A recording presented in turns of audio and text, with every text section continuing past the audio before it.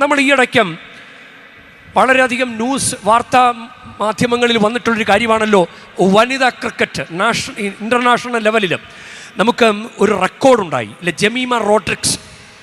അപ്പോൾ അവർക്കെങ്ങനെയാണ് കിട്ടിയത്? ഞാനിങ്ങനെ അതിനെക്കുറിച്ച് വായിക്കുകയായിരുന്നു.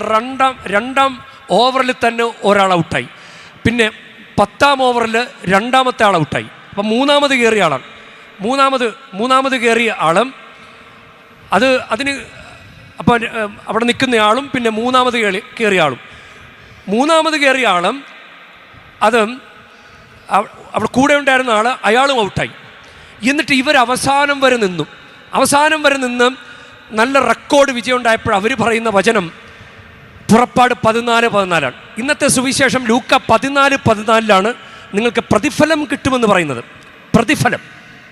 നിങ്ങൾക്ക് പ്രതിഫലം കിട്ടും. നീതിമാന്മാരുടെ പ്രതിഫലം പുനരുത്ഥാനത്തിൽ നിങ്ങൾക്ക് ലഭിക്കും. അപ്പം കർത്താവിൻ്റെ വചനം പഠിച്ച് കർത്താവിൽ ആശ്രയിച്ച് അങ്ങനെ ഒരു മത്സരത്തിൽ അതിൽ പങ്കെടുത്തപ്പോൾ ജമീമ റോഡ്രിക്സ് അത് ഏറ്റുപറഞ്ഞു. പുറപ്പാട് 14:14 കർത്താവ് നിങ്ങൾക്ക് വേണ്ടി യുദ്ധം ചെയ്തുകൊള്ളും, നിങ്ങൾ ശാന്തരായിരുന്നാൽ മതി.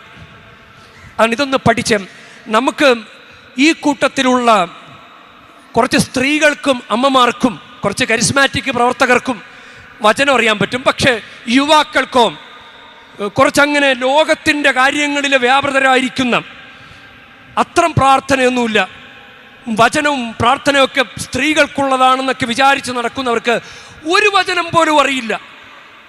അതാണ്, ഒരു വചനം പോലും അറിയില്ല. സങ്കീർത്തനം 23:1 കർത്താവാണ് എൻ്റെ ഇടയൻ, എനിക്കൊന്നിനും കുറവുണ്ടായില്ല. അതെങ്കിലും അറിയാമെങ്കിൽ വലിയ കാര്യമാണ്. അതായത് നമ്മൾക്ക് ഒരു വചനം പോലും അറിയില്ല, എന്നിട്ട് പ്രതിഫലം പ്രതീക്ഷിക്കുന്നോ?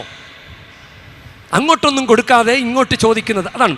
അപ്പം ഇതൊന്ന് പഠിച്ചു നോക്കാം, പഠിക്കാൻ എളുപ്പമാണ്. പുറപ്പാട് 14:14 മനസ്സിൽ കുറിച്ചിടുക.